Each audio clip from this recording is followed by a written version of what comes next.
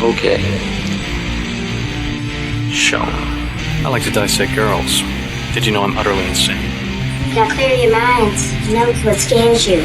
They're coming to get you, Barbara. Kill you all. I'll drive you crazy. I'll kill you all. What's blood for? It's not for shedding. I'm not gonna hurt you. I'm just gonna bash your brains. Your suffering will be legendary, even in hell. The blackest eyes, the devil's eyes. Look at me, Damien. It's all for you. When there's no more room in hell, the dead will walk here. Well, a boy's best friend is his mother. Why do you eat people? Not people. Brains. The boogeyman is real, and you found it.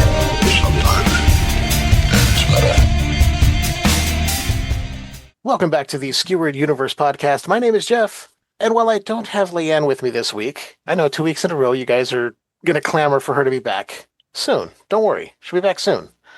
But in the meantime, I've once again reached out to my second family, we'll say, Sickos Club. Last week I had Pippin on. This week I've brought back somebody who you heard around Halloween time. We talked Ninja Turtles, we talked Beetlejuice.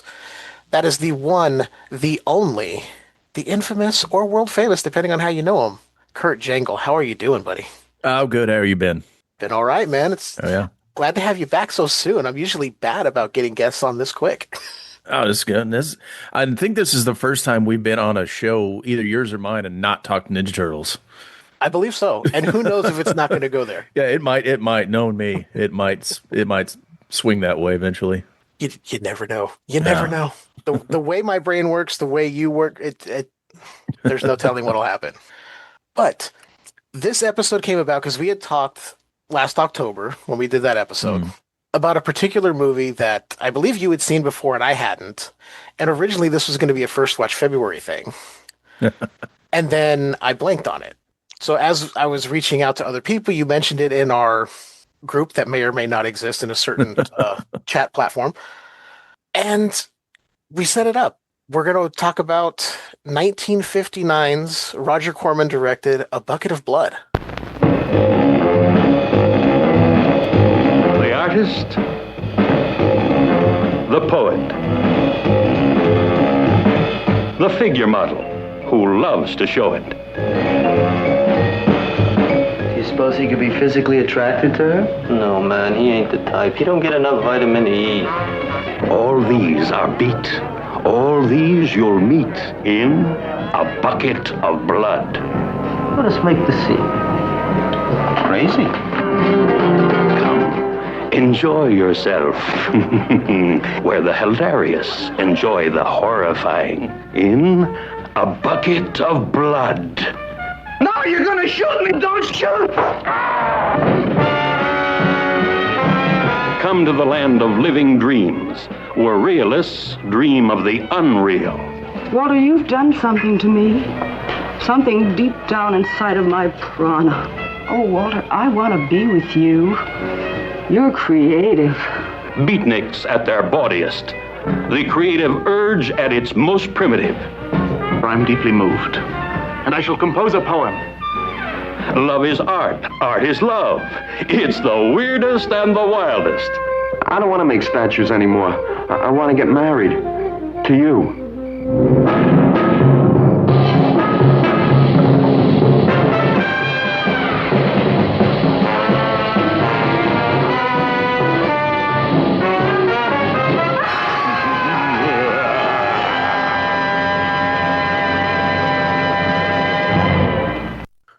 Yes. This is a movie I just stumbled upon when one of those random horror compilation DVDs that you'd get at discount stores and stuff like that. And I'm trying to remember some of the other stuff that was on there, but this and the original sort of the spiritual successor to this movie, the original Little Shop of Horrors, is on that DVD set as well. Both Roger Corman directed, both on the same, using most of the same set, because they were filmed within about a week of each other. That makes sense because I thought I recognized some of the pieces there. Yeah. So the original Bucket of Blood was filmed in about a week, but I think there was like 6-7 days, and then just went straight into Little Shop of Horrors before they tore the set down. And it was actually the third movie that had been filmed on that set that month, because there had been some like teenage, one of the campy, rebellious teenage movies, something like, I can't remember the name of it off the top of my head. It filmed before that, so typical Roger Corman getting the most out of the least. Yeah, that's what I was going to say. Stretching a dime the entire way you can. I was going to say, it sounds like the Corman we all know. Yeah. Like, well, I've got 2 movies I got to do, so let's just do it back to back as soon as possible on the same set. Nobody will know. Somebody, I can't remember who it was, said that Roger Corman could pitch a movie in a phone booth and pay for it with a dime he used to make the call. Yeah. Yeah. I mean, it was always on time, under budget. Yeah. I'm like, so, and from what I've seen, most of the Corman stuff I've seen, it doesn't look under budget for the time that it was made in. Yeah, it fits in pretty nice. It holds up pretty well, a lot of them. That's definitely true. Sorry, I was taking a drink, dry mouth. And yeah, I just refilled my water before we got started because I knew as soon as I started yapping, I was gonna get dehydrated. Mm-hmm. It tends to happen. That's how it goes. So I want to ask you, because you said you stumbled upon this movie a certain way, so you had seen it before me. So what were like your first impressions of the movie? Not to give away too much, but I want to know what you thought that first time you watched it.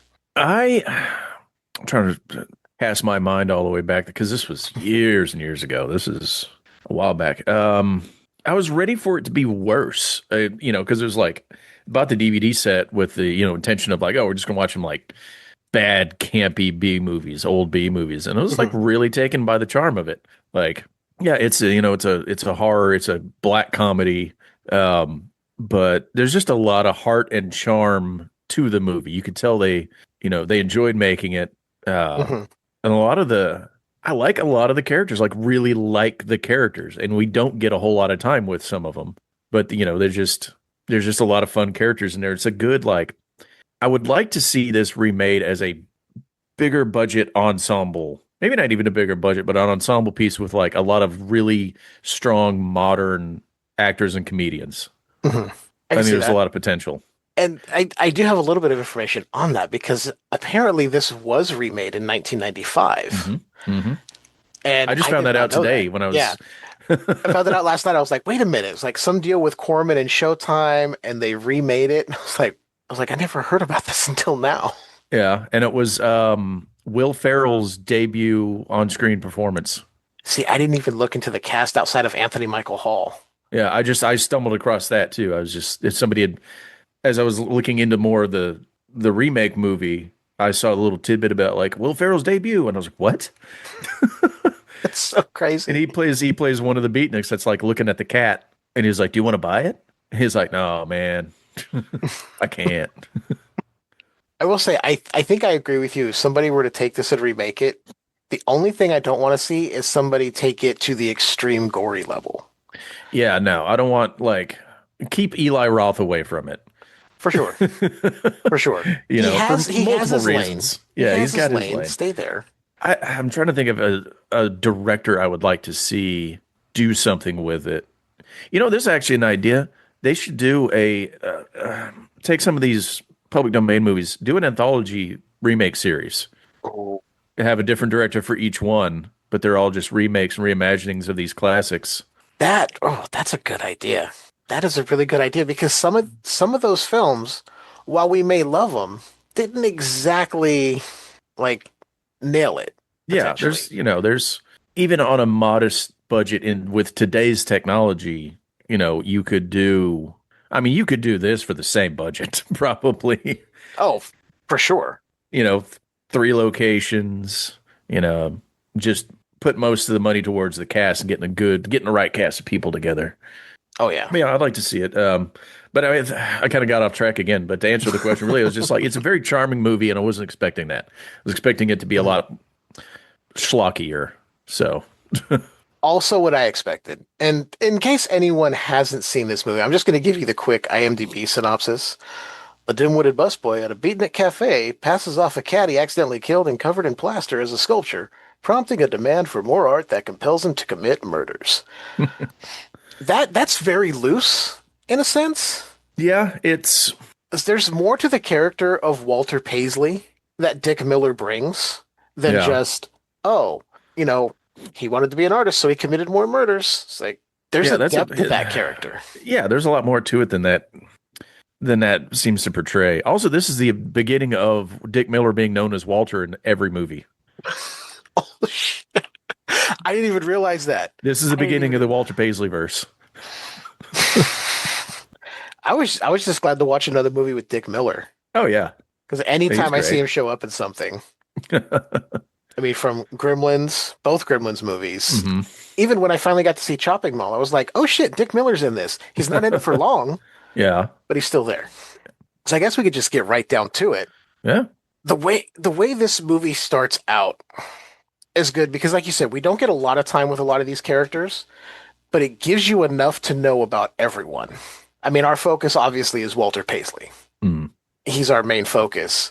And he's such a sympathetic character all the way through.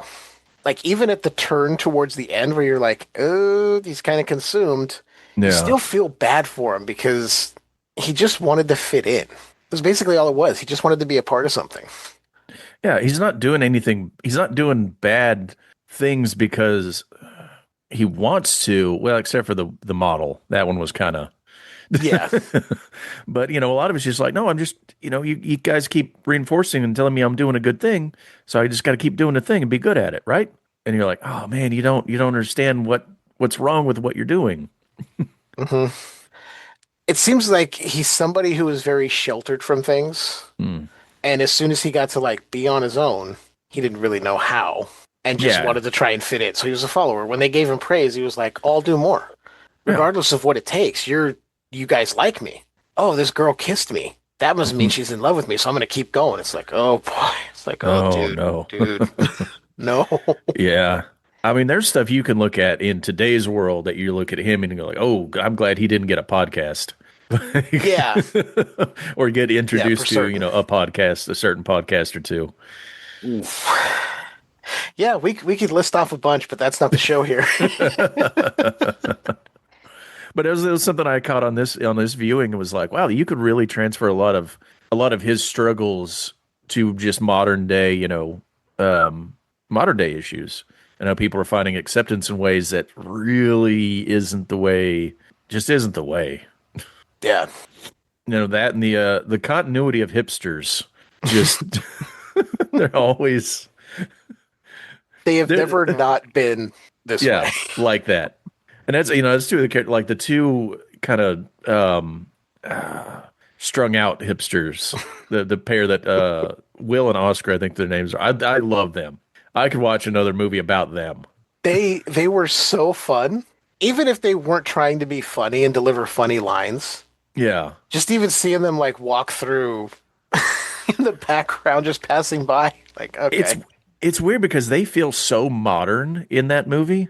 They really do. Even their delivery, some of the things they say are obviously very, kind of beatniky or whatever, but their line deliveries are so modern compared to, everybody else in the movie.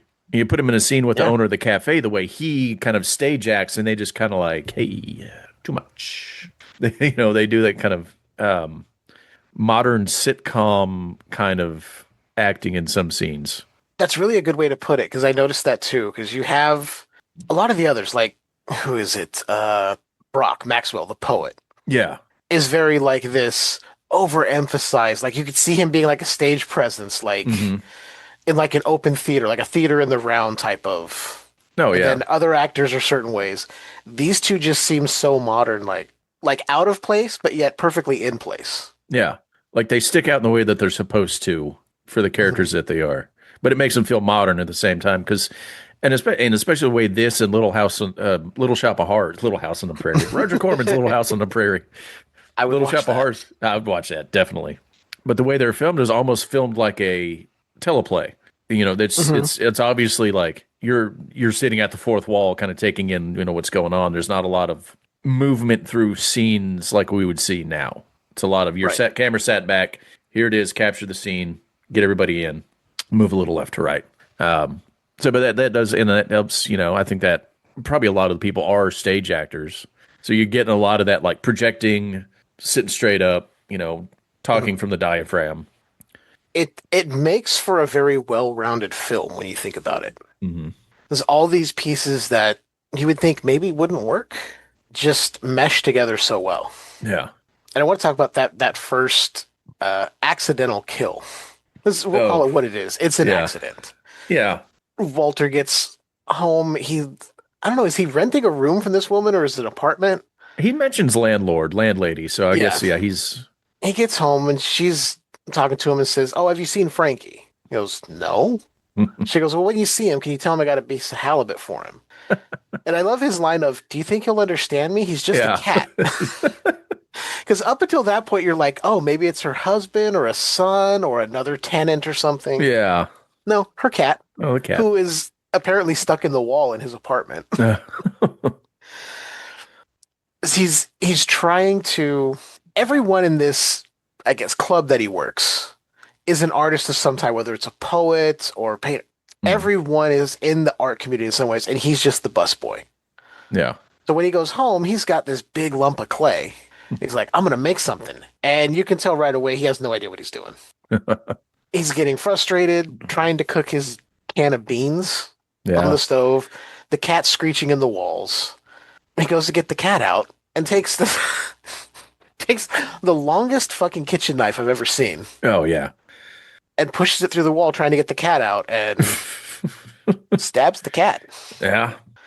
I have to say, I was actually surprised that they showed him opening the wall and removing full-on dead cat. Yeah. I mean, obviously it's a prop. It's not real. But for 1959, I was like, okay, you're pushing the limits here. Yeah. It's something I just noticed about it this time. So, like, well, we'll get to that because at some point he has to put the knife back in the cat. Yeah. Because the drywall doesn't stay with the cat the entire time. No. And I just caught that. I was like, hey. How about that too? I was like, well, wait, he put the knife back? It's like, okay, well, he's not thinking clearly. He didn't mean to kill this cat. All right. It's his art. It's not mine to judge. Yeah. The only other thing was I realized how easily he was able to break that drywall. Oh, after he had stabbed the cat. I mean, of course, it's a cutout piece. It's a rigged wall but as soon as he pushes it just breaks. I'm like, okay. Yeah. But willing to forgive it because it's fine. It's fine. Yeah. And I think an under-noticed part of his character is he's really strong. Yeah. Like, ripping drywall and some of the things he has to do we'll get to those parts. But yeah, you just think back and they're like, man, that guy is strong, like freakishly, like he's just in the wrong business. Shouldn't have been a busboy. He should be I don't know. Something to explain his strength. Yeah, something to exploit that freakish strength he's got. Yeah, even when he's carrying stuff, even when he carries the cat sculpture back to the club the next day, you're thinking, okay. Because immediately I was thinking, he just covered the dead cat with plaster, didn't he? You don't know at this point. Yeah. But that's what he's done. But you're kind of like, wait a minute. You didn't just get good all of a sudden. But he's holding it like it's so lightweight and throwing it around. And the others, I mean, even the others are kind of acting like it doesn't have any heft to it. But I'm like, even when he lifted that block of clay up to the table, he was just like, oh, here's the clay. Here you go. Here's the clay. Like, come on, man. Those things are 50 to 80 pounds, dude. Yeah. You lifted it like it was a baby. Yeah. Freakishly strong. Prone to mood swings. Yeah, I'd say something. But it's just that gets the ball rolling. And then what kills me is when the next person comes up that he ends up doing something to, it's everything that led to this person going to his apartment. Okay, the cat sculpture's there. Everybody's fawning over it. They're like, you're a real artist. We really love it. And some woman comes up to him and is basically throwing herself at him as he's getting ready to leave. And he's like, I gotta go. You can tell he's nervous. He doesn't know what to do. Of course, he has his heart set on Carla. Yeah. So anyone else, he doesn't even see a certain way. And this woman's doing everything. She's like, I want you... I don't remember exactly what she said, but the modern equivalent would be throw me on the table right now. Yeah. Yeah. She gives him this vial and says, take this and you'll remember me. okay, what the hell? He gets home. He's followed home by a cop who was in this place. And you can tell immediately he doesn't fit in. Oh, yeah. He's white button-up shirt, very straight-laced. It does not fit into this crowd at all. So he stands out like a sore thumb. He sees this transaction in the background and then follows Walter home. Knocks on his door, gets inside, and he goes, okay, so who's your connection? He goes, what are you talking about? He goes, this. Opens it up, and it's heroin. He goes, where'd you get the heroin? He goes, I don't know what you can tell Walter has no idea what any drugs are. Yeah. And this guy's like, well, you're going down for this. He's like, what the hell? Like, Walter's biggest thing is like, oh, she must really like me if she gave me such an expensive horse. Yeah, right? It's not clicking for him. Yeah, just not coming together. And I don't know if this cop was a rookie or what, but then he pulls his gun out and starts waving it around. And Walter's like, whoa, don't shoot me. You're going to shoot me. Anyway, Walter's been holding this big ass, like, griddle. Yeah, griddle He's going to pan. make some pancakes. Yeah. And he starts freaking out because this guy's waving the gun. He's like, Walter, I need you to calm down. He goes, no, you're going to shoot me. And swings the pan at this guy's head. Yeah. Not flat, edge first. Edge first, yeah. It's his choice. And when he pulls it back, you can see the blood on there. Now, this movie's in black and white, so obviously you're not going to see the gore, but I was just like, oh, wow. Okay, you chose to go edge first. Yeah. It's like, I just want to say, the bit that follows after this with him trying to clean up as his landlady goes to the door and starts banging on the door. Yeah. Walter, are you there? You hear all this commotion. What did you think about this scene? Because I was laughing the entire time. Oh, I thought it was, yeah. It's classic,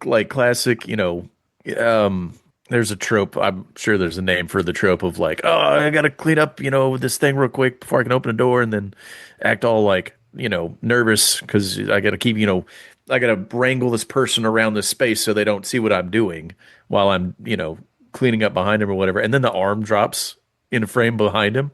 And that's another thing I'm talking about, his freaky strength. He just tossed that body up there. Yeah. Casually. And what was so funny is I thought, because when he lets his landlady into there's this big like sheet in the middle of the big room. tarp. And I was like, oh, he didn't hide that body very well. Yeah, no. And then as they're going, I'm like, okay, how is she? And then you just see the arm in the background. I went, oh, son of a bitch. I was like, God damn it.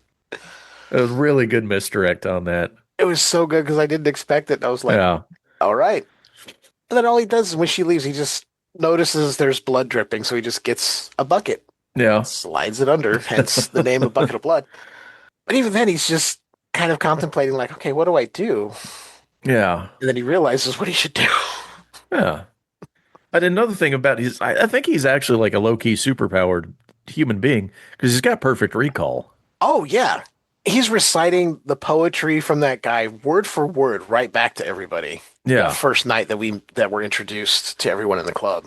And that guy makes a point of saying he never remembers anything he writes. He's like, I say it once and it's gone. Repetition is death. It's so funny because Walter keeps reciting these lines to other people. They're like, oh, you must be a poet. It's like, he doesn't say no. Yeah. I'm like, if anyone was paying attention, they would have just heard that guy say everything Walter's saying. Mm-hmm. But yeah, it's like that eidetic memory, which is kind of a cool thing because then he could throw it back to people like, well, remember you said da-da-da. Yeah. But he just recalls everything, but you can tell that it's not always going to work in his favor. Yeah. And what happened? I mean, we're going to spoil this movie, and I don't necessarily think we need to go scene by scene here. Yeah. But it's so old, but I mean, the next sculpture he makes when he's like, oh, I made a new sculpture. Like, what's it called? Murdered Man?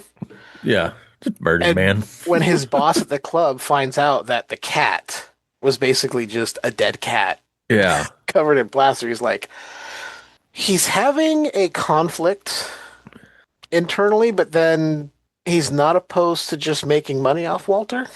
Yeah, he's like, I'm not committing a crime, but I could probably profit off of this crime in the short term. Mm-hmm. And makes a deal with Walter's like, I'll put the cat in the corner, and if it sells, I'll give you 50% of whatever it sells for. Which later on, he doesn't hold true to that. Yeah. Well, he told him it would sell for $100, and he gave him $50. He didn't tell him it eventually the price went up. Yeah. I was angry at that. I'm talking to the TV going, you sold it for $500. He deserves $250. Yeah. It's like, you asshole. You're condoning this by not saying anything, and then you're not even going to give him the money. Mm-hmm. It's like, God damn. There's just something about it when that boss finds out. He's like, I could make some money off of this. Mm-hmm. As much as I don't want to be a part of it, if I'm not committing the crime, it doesn't really affect me. Yeah. Which kind of reflects some thinking, currently in 2026. If this doesn't affect me, why should I care? Yeah. It's like, fuck off. You need to do something. Yeah. I mean, he does eventually, like, maybe you should try abstracts. Mm-hmm. But he's still like, we're still going to do the art show, but maybe we can get you to do something else in the, after that. Tries to convince him. Walter's like, but no, I like doing this. It's like, that's. And I think from here is where it starts to devolve. I mean, even that woman who shows up, what is her name? Alice. That nobody seems to like. Yeah. And I was going to mention this earlier. They do a really good job without really overemphasizing it or putting too much effort into. This feels like a place that's existed for a while. Like, people have been going to this club for a while. There's regulars. Everybody kind of knows each other. They've got interpersonal dynamics that you can see come through. It doesn't feel like it's just, like I said, I like these characters so much. I'd like to see them in more stuff. It's also because I want to see more of those dynamics played out that they kind of hint at in this movie. And this movie's brisk. It is a solid hour. Yeah. I looked at a certain point. I'm like, how much is left? I'm like, 15 minutes. Oh, shit. Okay. Yeah.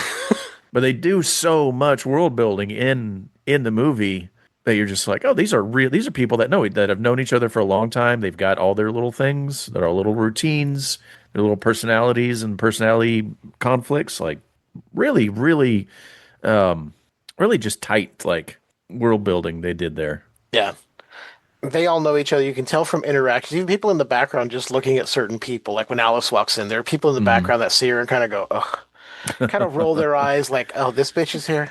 Yeah. And I'm not calling her a bitch because she's a woman. I'm calling her a bitch because she's a bitch. Plain and simple. She is not likable. Yeah, she insults everyone across the board. Did everything but call Walter the R word to his face, pretty much. Yeah. I was like, So I didn't feel too bad with what happened to her, but at the same time, I'm like, this shouldn't have happened anyway. Yeah.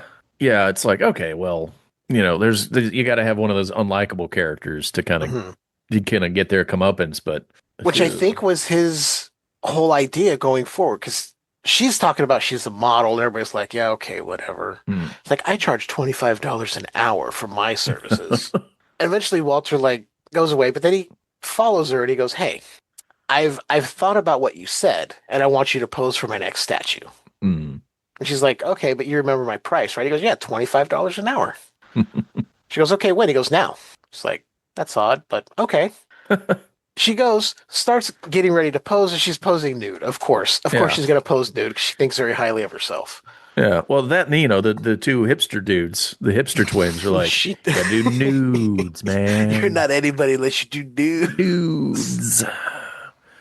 And I love the other guy, the main Maxwell. He's like, can we get these two out of here before we end up in night court? And then immediately in my brain, I just see Martin Mull. I thought the same thing. The Night Court theme started playing in my head. I was like, it's like, that is an interesting episode of Night Court right there. Yeah. I'd pay good money to see that. Oh, yeah. But yeah, he gets her back there when he makes her wear this scarf and then just starts strangling her. And this is not like a heavy duty scarf. This is like some silk little thing that he had, and strangles her. But I think the whole impetus of him doing that was he saw how much nobody liked her, and he was like, well, she's not very well liked, so nobody will miss her. Yeah. So I can make a really good statue out of her. Like, yeah, right. Like, no. You're like, okay, you need to stop making your judgments based on being liked. Yeah. That's, I mean, but that's the social currency is just, you need people to like you. If people like you because you're a creative of some sort in that little world he's in. Mm-hmm. And you got to always show off your creativity and your talent, or else you lose your social currency. Yeah. And it sucks because he's somebody who basically was talked down to, made fun of, thought of as less than. Nobody realized he was born, as he would say later in the film. Yeah. So you kind of understand where he's coming from when somebody gives him slightest bit of recognition. It's like, oh, they must really like me now. Yeah. So if I do more, they'll like me more. Mm-hmm. It's like, oh, no, no. No. Although I don't feel outside of his boss, any of these people were really trying to exploit him. I feel like they just didn't realize what was happening behind the scenes. No, yeah. I think because immediately when that happens, they're all like, oh, he's this. We got to go find him. Yeah. Like they're immediately like, no, we can't have that. We gotta stop this. Yeah. But it's just, even though this movie is a lot of fun, it's also pretty dark at the same time. So yeah, there's these comedic moments. It gets really dark at times. You're like, oh, okay, but it's earned. It doesn't feel forced. Yeah, because you watch him, the paranoia take over and the ego start coming in. And again, they do all this on just bam, bam, bam, bam, bam. They're just, they're going through this movie at a pace, but it doesn't feel, if everything feels earned and it doesn't feel rushed. Right. And I credit that to Corman just knowing exactly what he wanted and getting the right people in there to give him the performances he needed. There's a lot of people that he works with a lot in this movie, even the background extras. So they just know, like, he knows the blocking he wants. He knows the beats he needs to hit. He's got the people that he knows can do those things. Yeah, and it just seems like they all just lock in and, all right, cool, this is what we're doing today. We get it knocked out. Yeah. I did appreciate the one scene where we come back to the club after he is created. I think it was just after he created Murdered Man. Mm. And there's the guy up there singing on the stage at the club, and he's saying, oh, he was a murderer. Oh, yeah. It's like, okay. It's like, yep, okay. A little heavy-handed, but yeah. Mm-hmm. But I like that that's playing, and you can see Walter's paranoia even. Like, you can tell that song's getting to him in a way. Yeah, it's playing, because it is looping in his brain. Mm-hmm. The song, he says, murder, a lot. And with the way we already know Walter just picks up things and loops them in his own brain, he's just hearing that word over and over and over and over and over. It's just getting drilled through his psyche. It's the way he devolves so quickly, though. Like when he goes by the construction site. Yeah. It ends up like taking the guy's head off with the saw. And another freak of strength. He just held down a construction worker. Just who was larger than him. Yeah, much bigger than him. I mean, if you know what Dick Miller's build is like, he's not a very tall, imposing guy. No. So they really sold the fact like, oh, he does have that strength. Yeah. That freakish strength. So I'm going to assume maybe something in universe happened between him and Audrey or whatever from Little Shop of Horrors that caused him. I don't know. Right. Yeah. Something's not right with him strength-wise. His just joy of showing people what he's created. Oh, yeah. Even though he knows, it's like, yeah. Like, look at this decapitated head I covered in plaster. Isn't it great? Isn't this neat? Look at how good it is. I'm like, oh, shit. As it almost feels like he knows what he did, but almost feels like he's going, oh, it's not bad because you like it, right? Exactly. Yeah, that's the validation goes a couple ways. Like, I'm not doing a bad thing because people enjoy what I'm creating with it. So obviously it's not a bad thing. I do love his boss getting freaked out by the head. He's like, oh yeah. He's such a squeamish little guy. It's like, you're not doing anything to stop this. Yeah. You were the one person at the beginning who could have stopped all of this. Mm-hmm. And you were like, I can make money. Yeah. It's just, I do love the fact that we see Walter where he's like feeling himself. He comes in the next day dressed like an artist, carrying like the little baton. And the his Zen stick. He called it a Zen stick. Zen stick. He's got like the scarf and like a beret type hat on or something. Yeah, and the like cigarette holder. Cigarette holder, walking like he's king shit now. Yeah. Everybody's like, oh, it's Walter. Yeah. It's like, oh man. And it's funny because that's really the only time you see him like that. Because afterwards, the paranoia of, oh, I got to make something else now. Yeah. It immediately kind of pushes him back. And you're like, okay. Because he thought, oh, this one thing and I'll be great. I don't need to do anything else. And they're like, what's next? Mm-hmm. What can you do next? Like even when he goes, it's a full life-size figure for Murdered Man. And they're like, oh, really?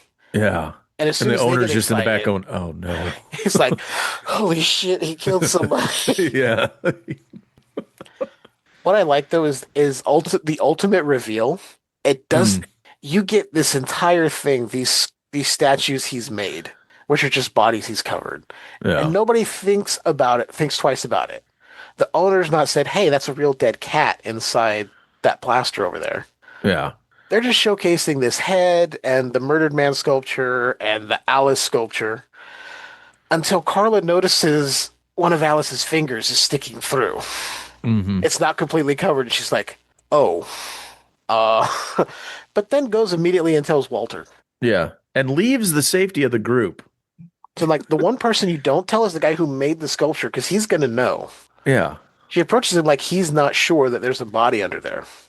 I was like, okay, are you just... what? This is not final girl behavior, Carla. You need to get your act together.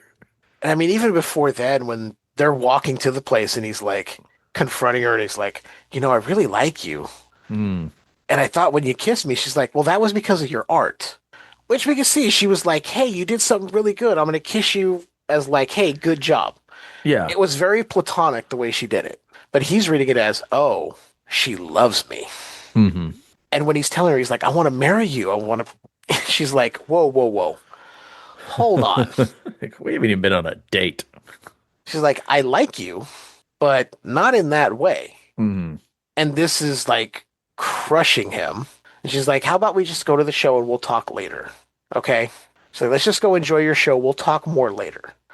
And then that's where there's the whole thing with all these people around talking about how much they would pay for this art. And that's when Carla notices Alice's finger. So I don't know if somebody broke something or if he just didn't do a good enough job and nobody caught it until then. But I like that little subtle reveal. Yeah. Like if everybody was so caught up and he had missed just one spot that they wouldn't notice until they're actually paying more attention. Yeah, they got it in a place where it's meant to be looked at and observed, and as what I misremembered that part of the movie because I for some reason thought it was too hot and the wax had started melting. There was a point. I thought there was a point made of it because in the beginning or during the Alice scene, she mentions how cold it is in there, and he was like, "Oh, it's better for the wax. It's better for the clay. You'll get used to it." I thought that was foreshadowing something in the art scene, the art showcase scene. That like, oh, it's the lights are too bright, they're too close, the wax is starting to melt, and you're starting to see literally the cracks show. But it was just like, no, people just got too close and started like, kind of picking at it. Yeah, I thought it was either going to be that or one of the hipsters was going to bump into like the murdered man statue and knock it over. And then they'd be like, oh my God. Yeah. Or something would break and crack, the cat get knocked, something like that. Yeah. Or something would have cracked and they'd been like, oh. Well, they already had the cat fur sticking out, but they never addressed how, like, did that get covered back up? Like, is it just still there? Nobody's like... When we see the cat later, there's no fur sticking out. Yeah. I was like, so did you just tell him to cover it up? Did you cover it up? I wouldn't put it past him to cover it up himself and be like, oh, I need to. Yeah. If I'm going to sell this thing. Yeah, I got to fix that before somebody notices. It's just, then from there, when he's chasing Carla. Yeah. He's like, he proposed to her. He's like, I want you to be my next statue. And she's like flattered at first. Oh, yeah. Because like, she doesn't know yet. That would be great because she has no idea. Yeah. And then once she sees Alice, she's like, oh God, he wants to kill me too. Yeah. Like, yep, you broke his heart. Now he's like, well, I don't need you around anymore. Yeah. Or I'm going to keep you around forever. And it just leads to, I think at this point they smashed part of Murdered Man, right? They didn't show a lot of it. Yeah, they didn't. They did a lot of cutaways, so you didn't see anything. But yeah, there was a guy who like ran up. It looked like he ran it with a chair. Something. Because it was so quick. I remember seeing it that I was like, wait, what happened? Oh, yeah. Okay. Yeah, but yeah, they break. You hear it breaking, and everybody, reacting. And I just love that they had already left, and then it's like Brock and a few others are like, no, Walter's a murderer. We got to go catch him because he's chasing Carla right now. Yeah. Like they all know, like this is wrong. Yeah, and none of them went, well, he didn't murder me, so he can't be that bad of a guy. It is, It was more they were like, we need to save him before he does anything else because we're going to have to turn him in. But we got to try and reason with him that what he did was wrong. Yeah. And the ending of this movie, though, is he eventually gets some distance between him and the cops chasing him and the group chasing him. He gets back to his home. He's like, oh, I know how I can get away with this. Yeah. Got to hide in the place they won't look. Yeah. And I was thinking, oh, he's going to try and cover himself with clay. Which, slightly, I guess. But it's supposed to be. Yeah. The budget wasn't there for that. That's something they had to kind of scrimp a little bit. And I think there's an interview with Dick Miller. He's like, I didn't like the ending because of, instead of really being able to put on the clay and all that, we just I had some gray makeup and. Yeah, there was some splotches you could see here and there where it had been smeared on his clothes and stuff. Yeah. But when everybody shows up to his place, they are looking up. Yeah. At a slight angle towards the ceiling, and when they pan over, Walter's just hanging there. Yeah. And it was really just. And they linger on that. That's the last shot of the film. They just let that sit. Yeah. It's uncomfortable, but at the same time, me personally, I was I felt bad for him in the end. So I'm he does know right from wrong. I'm but the pressures of wanting to be a part of something pushed him to this brink. He's already not all there. From the beginning, we can tell just the way his life has worked out. Mm-hmm. But I still felt bad for him in the end. It's you could have just possibly done your time, been rehabilitated, got some help. I mean, he is a murderer, so I don't know too much, but yeah. There was a lot more going on than just cold-blooded murder, with the exception of Alice. Yeah. But yeah, it's just, he was very sympathetic, even though he's doing these vile things. But when they lingered on that shot, I was like, oh, you're just, okay, that's where we're ending. All right. Yep. Yeah. And that's, I give it a lot to Dick Miller for being able to have that sympathy while doing some pretty horrific stuff. Mm-hmm. It's a testament to his greatness as an actor. He knows his craft. I was trying to find the right words there, so I apologize. Yeah, it's all right. Yeah, he's a master of his craft, really. And I think people don't think of Dick Miller as anything more than a character actor or a cameo in Joe Dante's films. Yeah. But if you see something like this, you realize, there's a lot more that Dick Miller has to offer. Oh, yeah. Yeah. Well, a lot of these, these what we consider now in genre films, these character actors, these cameo appearances, stuff, it's because the directors of those movies grew up with them as full featured actors in other things. Mm-hmm. So hey, I want that guy, Joe Dante and Rob Zombie are hey, I want Dick Miller in my movie, even for a cameo, just because I grew up on these Roger Corman films. And saw him in everything, and so I want that guy around. Yeah, it's whenever you see a movie and Buck Flowers shows up, in Back to the Future or in They Live, you're okay, these directors saw this guy growing up. We're I want him in my movie because he's really good at playing these parts. Yeah, and it's just funny because when you look back, these guys had careers where they were doing things like Dick Miller doing this. Mm-hmm. But I don't think he ever shied away from being just, I'm Dick Miller in a cameo. Oh yeah, I think. He might have embraced it. I don't really know. I haven't heard any interviews with him. I'm hoping he did because genre fans love Dick Miller, and it was very heartbreaking when he passed away. Yeah. From what I could tell, just even, looking up stuff to talk about today, he was, what he was about. He was I can make an easy paycheck doing this.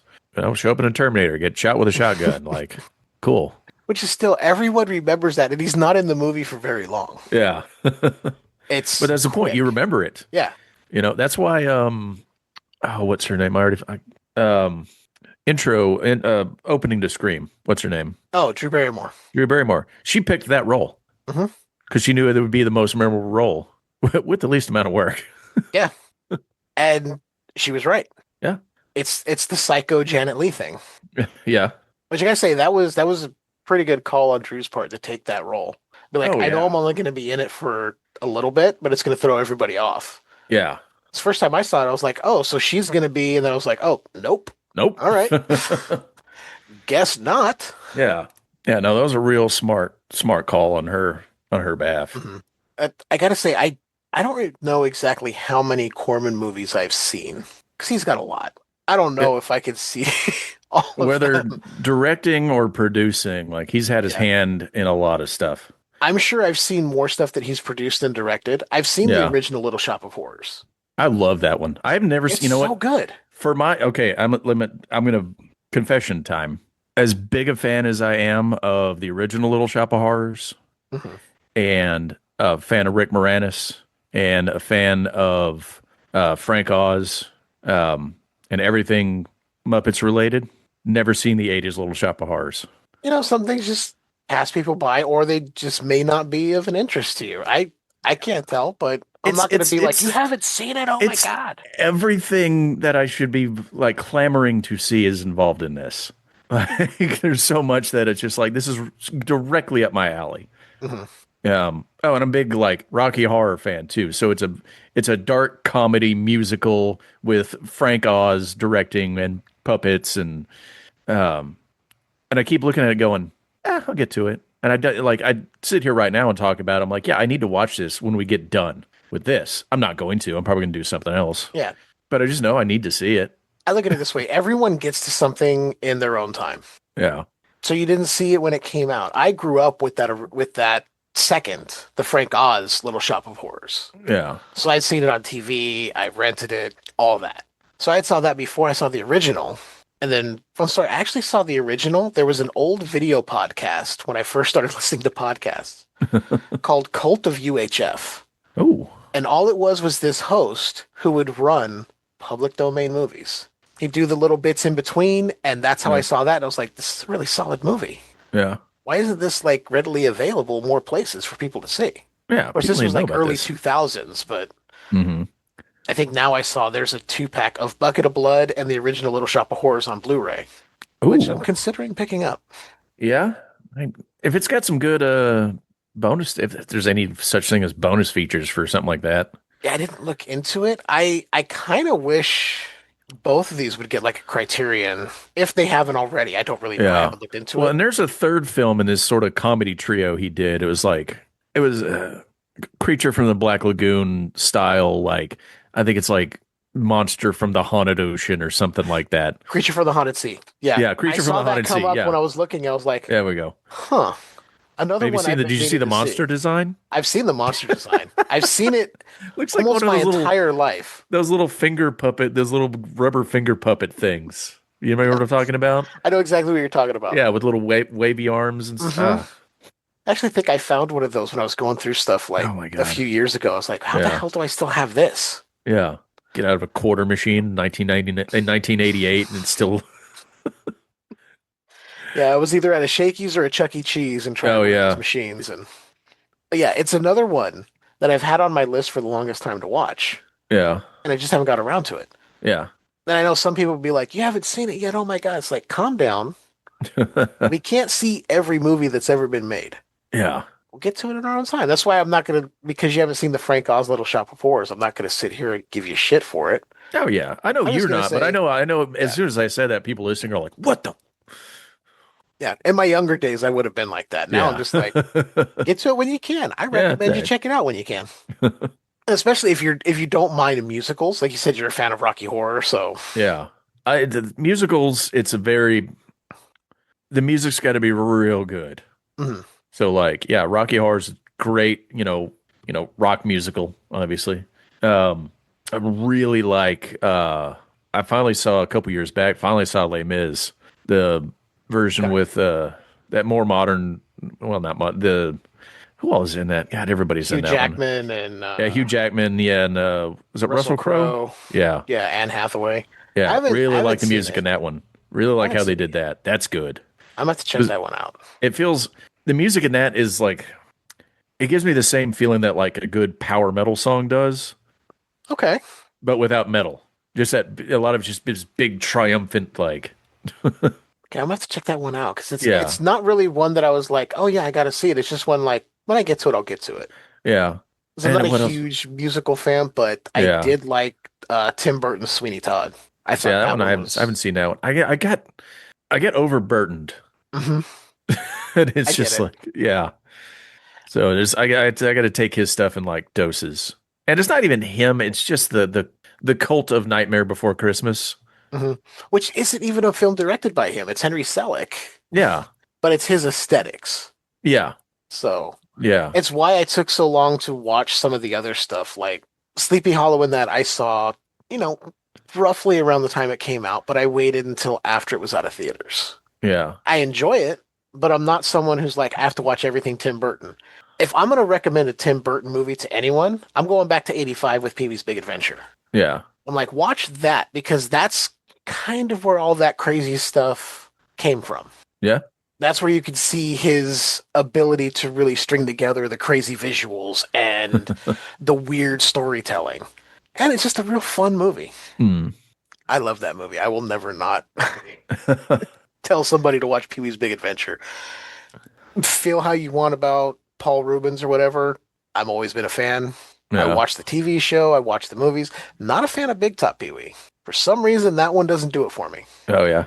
But yeah, that's where I go. I don't go to like, I'll recommend Beetlejuice, but everyone's seen Beetlejuice. At this Beetlejuice is... It's like a rite of passage. Yeah. And that's on my, that's my Halloween, movie playlist. I don't feel the season has started until I've seen that and Ghostbusters. And actually, I'm surprised Dick Miller didn't show up in a Ghostbusters movie. He hasn't? No. Not to my knowledge, I don't think. Was he still alive for the newer ones? Any of the new ones? No, I think. Let me see. So I have the IMDb up so I can. Yeah, cross-reference that. He passed in 2019. So when did Ghostbusters Afterlife come out? He could have at least been in the Answer the Call or whatever that would have been Kristen fun. Wiig one. Yeah, that would have been fun because I'm one of probably the few people that actually enjoys that movie and has repeatedly watched it, theatrical and extended versions. Yeah. I haven't seen any of the new Ghostbusters stuff. I've seen Afterlife and I've seen Frozen Empire. Finally, I saw Frozen Empire just earlier this year, I think. So speaking of Afterlife, it was released in 2021. Okay. So Dick Miller died in 2019, so he wouldn't have been able to. Afterlife is very much like, hey, here's the nostalgia film for everybody. Because it gives you a little bit of Egon coming back as a ghost. Doesn't really spoil anything because you kind of figured that out from the beginning. Yeah. But it hits all the nostalgia points for those who grew up watching the original, but also kind of plays out in a way to kind of hook new people in. And then Frozen Empire is just like, okay, nostalgia's done, new fans are here, here's another story. Okay. I actually really liked it. It was kind of scary at points, and it was kind of very comedic. And I don't think Paul Rudd can do any wrong. Sorry, that's just me. Yeah, hey. I like Paul Rudd. I'll even say he's good in that Halloween movie he was in, despite the fact that movie is dog shit. Although I still watch it every now and then because it was one of the ones I saw on TV. And hey, I'll get around to him. I think I got a little soured on some things Ghostbuster when I played that game that came out from like 2008 or so that had all the original cast, and they kind of like, they're basically like, look, this is as close as we're going to get to Ghostbusters 3, so enjoy this. I was playing the game and I was just like, I'm not enjoying this. Like, maybe I don't need any new Ghostbusters stuff. Maybe I could just stick with, the first two and put on some of the cartoons on YouTube. But I'm going to get around. I'll get around to the new stuff eventually. I want to see it. It's just for completionist sake, if nothing else. That's exactly where I'm at. Like, am I eventually going to probably own all of the Ghostbusters movies on Blu-ray? For sure. Yeah. I've got 1 and 2 in Steelbook sitting on my shelf right now behind me. So, of course, eventually I'm probably going to get the others. I just haven't yet. I've seen them. I'm like, cool. The 2 new ones, I'm like, cool. They're not my favorites. 1 and 2. And I think 2 is severely underrated. I mean, granted, it was hindered by a lot of stuff, but it's still a fun movie. Ghostbusters 2 is still fun. Oh, yeah. Yeah, see, so we didn't talk about Ninja Turtles this time. We went into Ghostbusters. yeah. Which, I mean, it's going to happen. But, I mean, there is a direct link, there's an indirect link to Ninja Turtles through Little Shop of Horrors, Reboot, Frank Oz, Jim Henson, Creature Workshop, 1989's Teenage Mutant Ninja Turtles. So there's the legally mandated Ninja Turtles. There it is. We fulfilled our contract. Can you guys send the check now, please? Yes. Thank you. Thank you, Nintendo, or thank you, Nickelodeon. Okay, since you brought it up, have you seen the newest Ninja Turtles movie, that Mutant Mayhem? No, I haven't. It looks so much fun, though. I watched it not too long ago. I had a lot of fun with it. Yeah. Like, it's not my Ninja Turtles, but I was like, you know what? I can put that aside because this is just fun. Is it a kid's movie? For sure. Do I mind that? No. When it's done well, I don't care. Yeah. It doesn't matter. If it's good, it's good. There was definitely jokes in there that were not. That was like how kids' movies used to be, where it's like, okay, we need to also entertain the adults that are going to be sitting there in the theater with their kids. Yeah. Yeah. And it had a lot of that, but I'll attribute that to Seth Rogen being involved. So yeah, I'm sure that helped get it in there.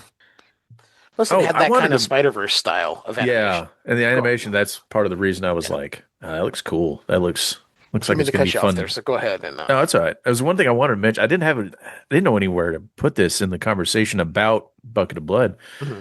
But did you read about the German version? No. So when they brought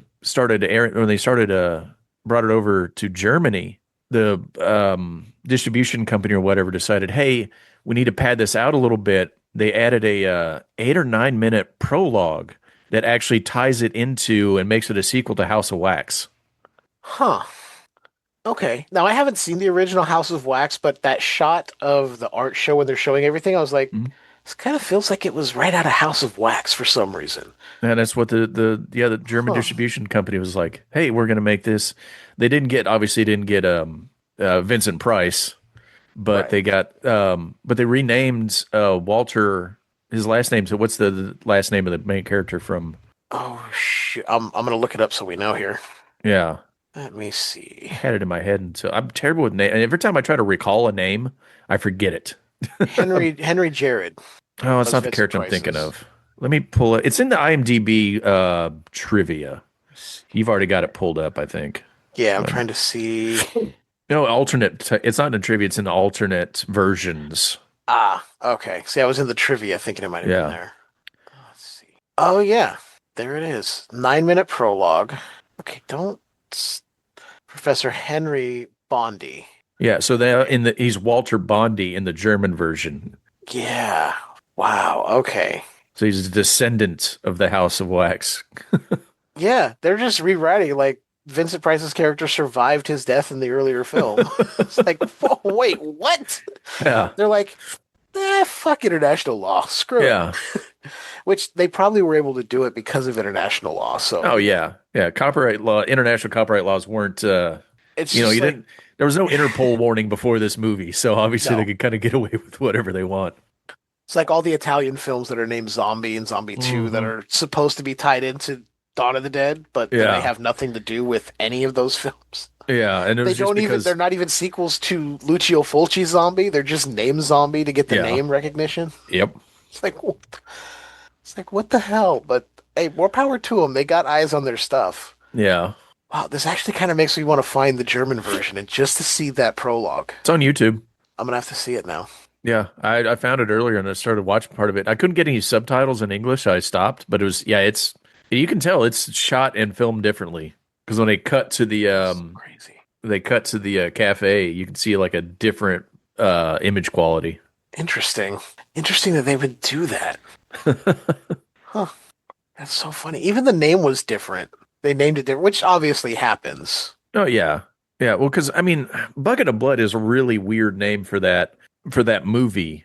Considering like it doesn't really. The only thing that ties in is like apparently a bucket of blood is an old timey term for like a dive bar. Oh, okay. So everything's set around that cafe. That cafe is the Bucket of Blood. Which, I mean, it doesn't even seem like that much of a rundown place. It's just like... No, it seems like a pretty nice upscale joint. Yeah. I mean, from the outside, you wouldn't know it. But then you get inside, you're like, oh, this place is pretty nice. Yeah, it's a pretty nice little cafe. Little jazz cafe. Oh, and I found out the other movie that was filmed on the same sets was The Diary of a High School Bride. Yeah. Yeah. Which I've never heard of. No. Until today. Now I know that exists. I probably will not watch it, but hey, 3 movies, 1 set, just like... And that was because Roger Corman stepped in. He's like, hey, don't tear that down yet. Let me use that real quick. There's literally I got another movie coming in. Yeah. He wasn't even involved in the first. He wasn't even involved in the Teenage Bride movie. It was just like, hey, let me use that set. Can I use that set? Which is kind of smart. He's like, look, I don't have to spend money on sets now. There's already a set built. We just shoot around the little differences here. It's going to be fine. Yeah. Just turn the camera the other way. And yeah. Yeah. It's no different than seeing like two different movies that are filmed in the same location. Oh, yeah. And you don't realize it until there's one shot where you're like, oh, that's just they just flipped it. Yeah. From the other movie that was shooting the, okay, okay. Of course, then you see like the LA River in every movie that's ever been shot at some point. Oh, yeah. Yeah. Even though it's like, that LA River and the, here in Fort Worth, the Water Gardens in downtown Fort Worth, because it's just a big, wet, brutalist staircase of a thing. It's so crazy. Yeah. So I want to ask you about A Bucket of Blood. Yeah. Would this be something that you would recommend somebody check out? Like if they're asking for like, what's an older like movie I could check out? They're just wanting to fill in the gaps. Would you immediately like tell them this one? I would, because it's one of my favorite little, like, not everybody knows about it. It doesn't have a lot of name recognition, but it's got a lot of, like I was saying earlier, it's got a lot of charm. I think it's an easy watch.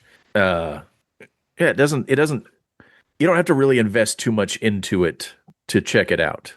Like it's not asking a whole lot of you as an audience member. Just sit down like at an hour, a weird little dark comedy. Yeah, I'd fully recommend it. I wouldn't be like, no, this is this is one of the classics of the genre. You got to check this out first so everything else makes sense afterwards. Not like that way, but like, yeah. Yeah. I'm with you on that. I think this is something you could recommend to somebody, even if they're well versed in the genre. Maybe they just haven't got to it. Yeah. It's also very like entry level at the same time. Yeah, and it does really, like, it has all the things you're going to find in a movie like that, in a psychological horror, dark comedy, proto slasher. It's got all the building blocks, but it just really, like, it's very very concise with everything. It just, doesn't overplay anything. And it's definitely something that I would say, if you're a fan of Corman's work, whether it's producing or directing, and you haven't seen this, definitely make sure you check it out. Yeah, because that in that way, that will inform a lot of the other stuff you see in Corman films. See this in the this in Little Shop of Horrors, you can see that stuff popping up in the other ones. Yeah, I need to revisit that original Little Shop because I haven't seen it in years. But was totally floored when Jack Nicholson showed up. I was like, oh yeah, what? Early like Jack Nicholson, like one of his first roles. It's like, sorry, I got distracted by something on my other screen here for a second. That's all right. Because I have the IMDb page up for Bucket of Blood, and it showed the trailer for that. So I guess the Blu-ray was put out by something called the Film Detectives. Huh. And then it rolled into like something else after that, which looked like a blaxploitation trailer for something. Oh, okay. I was like, wait, what? And now it's showing Little Shop of Horrors, the original. Okay, I gotta get that off my screen, or I'm gonna get distracted here. Yeah, right. The version you saw, it was in black and white, yes? Yeah, I did find about 8 minutes of colorized footage, and it looked really good. Like, okay. I would like to see I actually think this is this is a rare black and white movie that is actually hampered by it being in black and white, because the way it's shot, you lose a lot of depth in the frame. Yeah, I can see that. The colorized version brings a lot of that depth back in and brings in a lot of contrast. So you get a better feel for, especially like Walter's apartment is so dimly lit. Mm-hmm. Everything feels real flat in there. It brings a lot more vibrancy to it. Okay. I would, if they could do a good, like, I'd like to see a really good restored version of this. Mm-hmm. Maybe a disc with a restored version and a restored with color, just to see, the differences. Yeah, because when I pulled it up on Shudder, the cover art is colorized. Yeah, but it's almost like that old school colorization where it doesn't look quite right. Yeah, and I like that. I think it worked because that's what they did on the YouTube video I saw, and I think it worked really well for it. And I was like, I really want to see this in black and white first. Luckily, I did see it in black and white. Yeah. And now that you're saying that the color does bring more to it, it doesn't really take away. I'm kind of interested to check that out now. Yeah, because it's one of those, like, they just, they filmed it with the best stuff they could afford, which didn't leave them a lot of, like, obviously probably the time crunch of filming this in a week. Yeah. Which, testament to them for getting it done in a week. Yeah. I mean, that's Corman's MO for the most part, but even everybody else being on board to knock this out and not seem like they were overburdened to do so. Yeah. Well, that's as what I can tell, it's people that have worked with him multiple times before that and then after that, and they're just like, they know his style, they know what to do, they get almost it. before he tells them. Yeah. But it's still so crazy to think they filmed this in a week and got this quality of a film. And I'm going to say it's quality. It doesn't feel super low budget or that it was filmed so quick. And there's a ton of those that do. Oh yeah. And even though they do feel that way, they have their charm. But this just doesn't feel like it was, okay, we got a week to shoot this and let's just roll through it.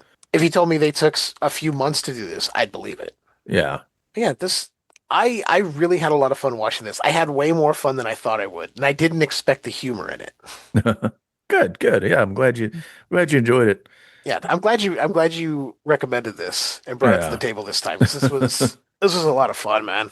Like I said, I'm just a fan of Dick Miller anyway, so yeah. So I've been meaning to watch it for a number of years. Had no idea what it was even about. I didn't watch a trailer before this. I didn't look into anything before this. I wanted to go in as fresh as possible. Yeah, and that's how I saw it the first time. It was just like, oh, well, I haven't watched that one yet, so put it on. It's kind of how I prefer to go into things when I have no idea. Yeah. Let's just put it on and see what happens. Yeah. And the majority of the time, I'm pleasantly surprised at how much fun I have with it. There's a few duds here and there. But yeah, there's always going to be. So this was a lot of fun, but now comes the time where I'm going to ask you, if you got anything going on, go ahead and plug away, man. I don't have a lot going on right now. I'm just work's picked up a lot. We're doing a lot of stuff there. My day job, so that's kind of been working some long hours. It's eating up my my free time and my creative time. I'm Kurt Jangle. You type that name in, pick a web browser, type the name in there, make sure it doesn't pull up the wrestler or whoever that guy is. I don't know. He's never gonna. Hey, he didn't amount to much. No, can't. Yeah, he sucks. No, but just look up Kurt Jangle. I'm usually just on Threads, just posting nonsense, and then some social commentary here and there. But the nonsense, the nonsense gets a lot more traction on there, obviously. I think that's just how Threads is built. Jesus Christ. Can't even speak. I'm on there. I got a Twitch, Kurt Jangle. I occasionally play video games on there. I don't talk much unless there's people in the chat, so it's usually just watching me play a video game. I don't have anything. I don't have too much else going on right now. Just find me internet, say hi. Yeah, I heard using like Alta Vista is the best way. You really want a good I'm kind of a tech hipster, so Alta Vista, Ask Jeeves, who is Kurt Jangle. Something like that. If you got one of those clamshell MacBooks, definitely prefer that. I mean, if you're someone who still rocks an Angel Fire page, there you go. Oh man, I was a GeoCities kid. That was my. You see, I was just stuck in AOL because it was the most easy thing for us to do at the time. Oh yeah. So, I mean, they send you like 800 free CDs with hours in the mail. That's true. We paid for AOL for like the first few years when they were doing that. I didn't realize you could just keep using the CDs. I figured it was like first time use only. It was like we used my dad's email, and then we used my mom's, and then we used mine, and then we used my brother's, and then I would create another one. So at one point I had like 3 AOL accounts. Then I was like, I can't keep doing this. I don't need like 100 AOL accounts. And it probably wasn't until about 10 years ago that I finally got rid of those. Oh, wow. Yeah, let's put it this way. There was the names were like old WWF inspired, like Corporate Champ 2000 and stuff. Oh, like that. wow. So yeah. I was like, we're just going to get rid of that shit. Yeah. Yeah, we're done. But anyway, man, thanks again for doing this. This was awesome. Had a lot of fun, and hopefully you'll be able to come back sometime soon. Yeah, anytime. We'll figure out something else, and yeah, if anything pops up in your head, or if I got anything that I think you'll be good for, I'll reach out, man. Awesome. You got an open invite to come back anytime. Sounds great. All right, man. Thanks again. I thank you. All right, so I want to thank my buddy Kurt Jangle once again for coming on and bringing a bucket of blood to Skewered Universe, because that was a really fun watch. I had a great time, and it's always a good conversation with that guy. Make sure you go check him out on the socials. Just search for Kurt Jangle. You will find him, and maybe, if his work schedule allows, we'll get some more of the pregame, because, after all, he is the only adult on the internet. As for Skewered Universe Podcast, you can find us on Apple Podcasts, Spotify, Amazon Music, YouTube, especially our official YouTube channel, official Skewered Universe Podcast. You can go check out what we have going on over there. There are video shorts and all of our episodes. You can also head over to skeweredhead.com to find out all of our social media links. You can email the show from there, check out our blog. And if you want to support what we do here, you can go to Patreon and search for Skewered Universe Podcast. Support the show, get transmissions, episodes, audio commentary stuff. I keep saying we're going to do it. We just haven't got to it yet. Life has been a little crazy with dog stuff and all that, so apologies, but we're working on it. Every other Saturday, I do a little show called Tales from the Podcast with my buddy JB. Right now, we're going through the final 3 seasons of Are You Afraid of the Dark? And it's a lot of fun. So go check us out over there. You can find all the information at talesfromthepodcast.com. While you're over there, you can pick up copies of Tales of Shock and Terror Volumes 1 and 2. It's a retro EC Comics-inspired anthology series. Really good. I highly recommend you check it out, and if possible, get the variant covers, because they are also very dope. And there's also a video game you can get. Tales from the Podcast, the fucking video game. Retro-style RPG. Think of like Legend of Zelda, but horror-themed, with horror little Easter eggs all throughout. It's a fun game. $10 gets you the whole game. $5 more gets you the cheat bot. We take payment via PayPal, Cash App. If you're wondering about something else, just email us at talesfromthepodcast13@gmail.com. We'll get back to you and we'll figure out how to do that. Once you get the game, it's yours forever. No launchers, no internet connection. It is single player, so no playing with friends, but, you know, sometimes you just want to play alone, right? And that'll do it. This has been another fun episode. I'm so glad I had back-to-back episodes with members of my Sickos Club family. And keep enjoying that universe that's just a bit skewered.